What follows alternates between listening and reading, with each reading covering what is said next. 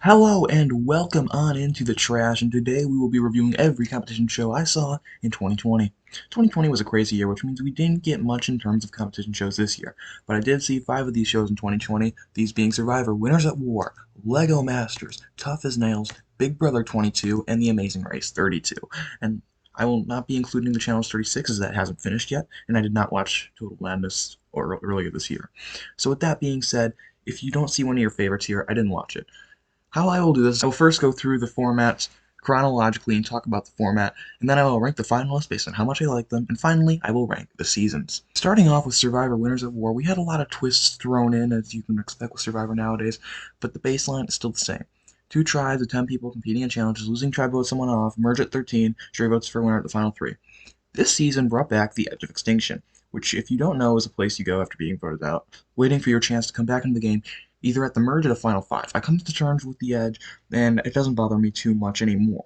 But did they have to introduce fire tokens this season? I feel like it should be one or the other, Edge or fire tokens, not both. I mean, people like Yule, Jeremy, and Nick just had no chance of getting fire tokens after landing on the Edge because they were only there for a short time. Whereas people like Natalie and Tyson, who were there for longer, were able to get more fire tokens and had a better shot at coming back into the game. We got some new advantages like the 50/50 coin and the safety without power. Those are interesting to me. But in the season of all winners, I would have liked to see less advantages. Maybe those advantages would have been great for a newbie season, but not for an all winner season. Moving on to LEGO Masters, which is a much different show and is basically build a cool MOC and hopefully the others look worse. We did see some sort of strategy though with Mel and Jermaine taking certain pieces from the supply so other builders can't use them, specifically Aaron and Christian. There's also a golden brick this season, which is basically like a hidden immunity idol in Survivor, and it's a shame we didn't see more of it. But overall, pretty simple show. Moving on to Tough as Nails, which is another very different show, and the fact that there are 2 different portions of the game, an individual portion and a team portion. And they have 2 completely different dynamics. The team dynamic is working as a group to win. The individual portion requires you to be good at these challenges in order to have no mercy for the others. And great part is the team portion happens right before the individual portion in every episode. I can praise the format all day, but obviously, it'll change and grow with time.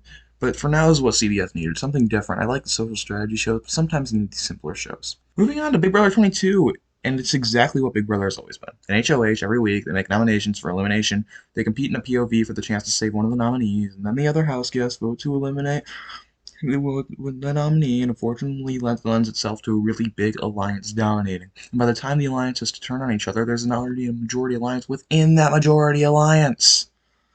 So it makes the rest of the season boring, as we know what's going to happen, and every week you're hoping someone in the minority alliance wins the HOH, so we can be on the edge of our seats for once. People wonder why the young athletic male always wins, and this is why. It's definitely a smart strategy to have that kind of layered alliance, but it makes for boring TV. And obviously, Cody won the season as soon as he won the final 4 POV, and he secured the unanimous vote after evicting Nicole at the final 3. Moving on to the last season this year, it's The Amazing Race 32, which brought the same old Amazing Race format. Roadblocks, detours, U-turns, yields, all of this, and the format's the exact same problem as Big Brother, where the Big Alliance rules the game. D'Angelo and Gary decided to take off the Alliance for some reason, and Eswar and Aparna were just never close to the other teams in the Alliance in terms of strategy, which made it pretty easy to predict the final 3. The entire Mega Leg was just... I hate calling it a Mega Leg because it really was just a substandard episode of The Amazing Race. It was just screaming to the viewers like, "Hey viewers! Kaylin and Haley are going home. Did you know that? I bet you didn't know that. Hey viewers, they're never in the same frame as another team. Don't you think that means something?" Like, yeah, I got the message, buddy. This season really put The Amazing Race in a spot where it needs to change. Big Brother's fine, it's still pulling in decent amounts of viewers, and of course the live feeds get a lot of attention too. But Amazing Race is slipping in viewership. I hope it doesn't die, but it's looking like it might. Rants aside, let's move on to the first ranking. This will be a ranking of the seasons based on how much I liked the finalist. Let's start off with number 5, which is LEGO Masters. And the only thing keeping this in the bottom spot is that Sam and Jessica. Oh, Sam and Jessica. Tyler and Amy I personally think are just very bland winners, but I did like Mark and Boone. I think they should have won. They aren't enough to counteract the annoyance that is Sam and Jessica.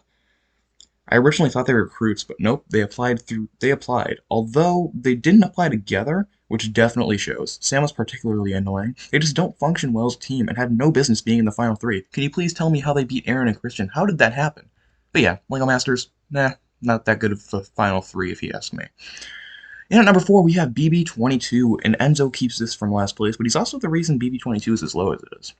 Let me explain. Enzo was really frustrating this season at points. Like when he voted to evict David, when he didn't split the vote at the final 5, but he was also a really likable presence this season, and his jury speech was so passionate. Cody's alright. I mean, he played a really great game and is one of the best winners we've ever seen in Big Brother. This could easily be at the bottom if the final 2 was Nicole and Cody. I like Nicole normally, but this season I was definitely rooting against her, which is the beauty of a game like Big Brother. You can love a house guest one season and despise them in the next. But I'm glad it was Enzo and Cody instead of Nicole and Cody, so for that reason, it's number 4. In at number 3, we have The Amazing Race 32. These 3 teams were actually really likable for an alliance that steamrolled the competition. Hung and She were definitely the weak ones here for me. I like them, just not as much as the Beards and the Boyfriends. I was really rooting for Riley and Madison, but for some reason they just lost all their amazing race skill in the finale. They were probably the most dominant team throughout the race and ended up with 3rd place. It's not even close. Will and James held such a big lead in the poor excuse for the final leg, which made it so obvious they were going to win.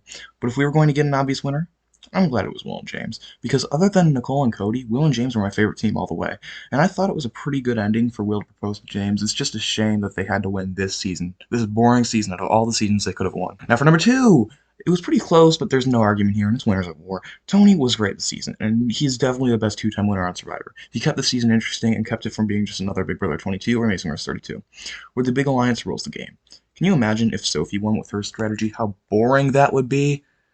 I know there are a lot of Sophie fans out there, but I'm not one of them.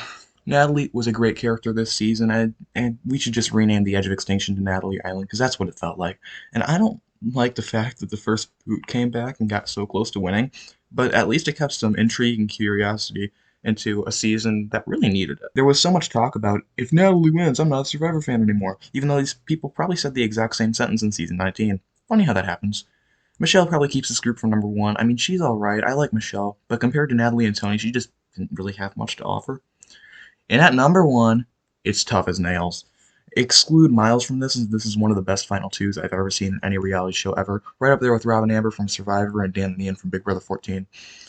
Let's just talk about Miles first. He was fine. I don't hate him, but he wasn't the greatest. When it came to his place in the final 3, in my opinion, it should have probably been Linda over him. However, Danny and Murph were the best possible final 2 combination from the beginning. And you could argue, oh, it was predictable, but to be honest, you didn't see Murph's win coming, did you? Danny was edited as the golden boy all season, and they rarely ever give him any negative content. So he was obviously the front runner for me, but similar to the Amazing Race 32, my favorite contestant ended up beating the front runner, and that is Murph. Murph is my favorite reality TV contestant this year. Oh, wait, no. Ethan was on Winners at War. Okay, he's my second favorite contestant this year, and that's only because Ethan Zahn exists. Murph held Savage Crew together, and he had a very heroic edit. Not one bit of negativity. He pulled out the win. He's a war vet.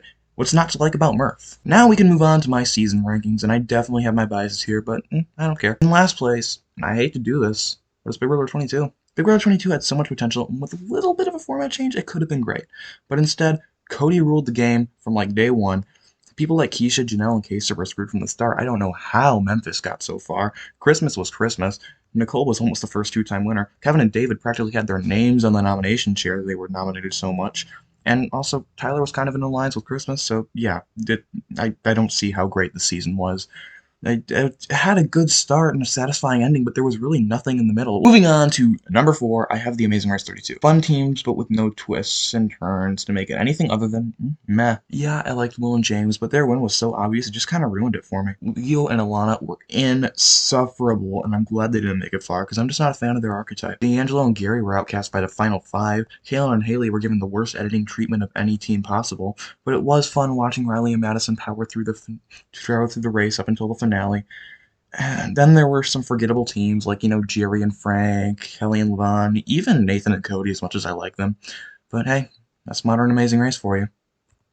And at 3rd place, it is LEGO Masters, just barely, mind you.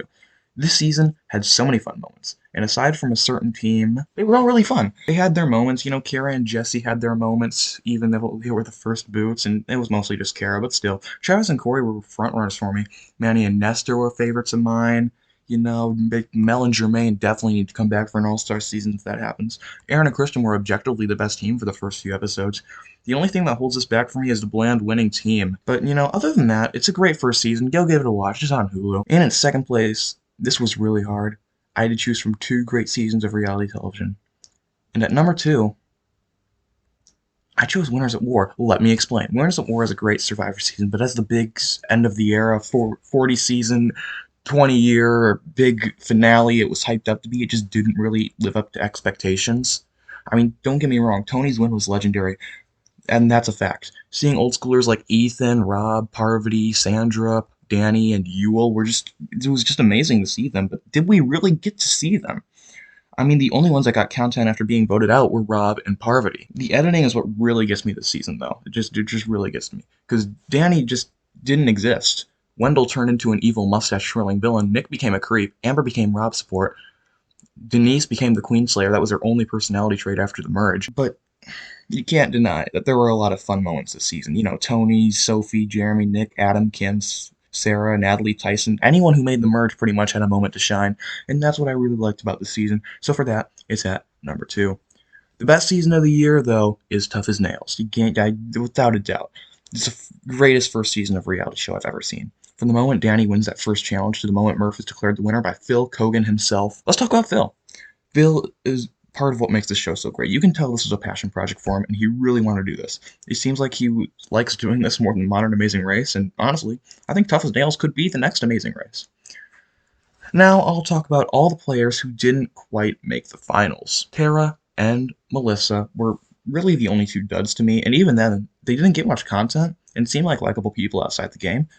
Lynette was the first boo, but she was a really rootable underdog in the first episode, and she didn't really get much content afterwards. Lee was an awesome character to add to the season. Even after he was eliminated, he still got content and was still one of the main people on Dirty Hands. Lewis and Linda were kind of tossed to the side after the premiere, but they were fun in the premiere. And Michelle, where do I start with Michelle? I liked Michelle, but not all the time. Similar to Miles and Dirty Hands, Michelle really slowed down Savage Crew with her leadership, but she took out Lee and Lewis, and that was cool to see. When you think of an airport baggage lady who's in her 60s, you don't often think of someone like Michelle. What can I say about Young other than he's the king of overtime? And he killed it for the first half of this season. Callie really didn't get much content in the middle, but she really shined in both the premiere and the finale. Overall, Tough as Nails, Season 1, beats out all the others this year. So 2021 will hopefully raise the bar high. I know we have the Challenge 36, still going on, and I'm enjoying that. Tough as Nails Season 2 is coming out in February. Survivor 41 is happening, and so is Big Brother 23. Hopefully it'll be better than Big Brother 22. And, the Challenge 37's happening. There's so much to look forward to. Even a possibility of a LEGO Master Season 2 and another season of The Amazing Race, But for now, that's all we got for 2020. Thank you for watching.